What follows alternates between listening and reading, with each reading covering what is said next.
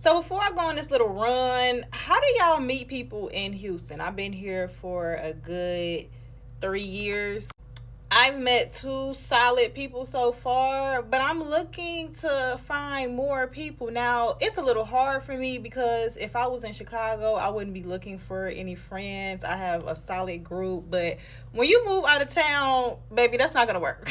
Of course, you still stay in contact, but you want friends that's in that new state.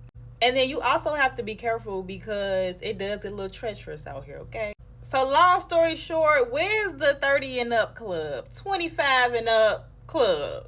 And I've been seeing a lot of videos like that where people are trying to meet other people. Like, do there needs to be a meet and greet? Like, I don't know. And if I'm not with the people that I met, I typically just take myself out.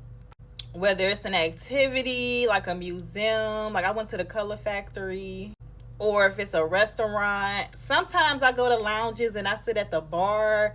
Some days it's cool, and then some days it's like, I gotta meet some people out here. But one thing I can say, when I go out by myself, the adventures are fun because you just never know who you're gonna meet, what's gonna happen, who you're gonna bump into. So that's the fun part. But on the days it's not like that, and you just like, okay, after this drink, I'm gonna go ahead and leave.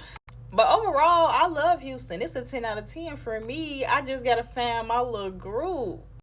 And I don't even want a big group. I just want a solid group, you know? So y'all let me know how y'all find people. I have did like the running club. I think it's ZFT. Met some people there, but I wasn't going consistently. So that's probably the wrong one. I met some cool people there. And when I went to Neiman Marcus for the Black Art exhibit, I met some cool people there. So, you know, I be trying. But for those of you who came here by yourself, let me know how y'all journey looking. And follow that too. Bye, y'all.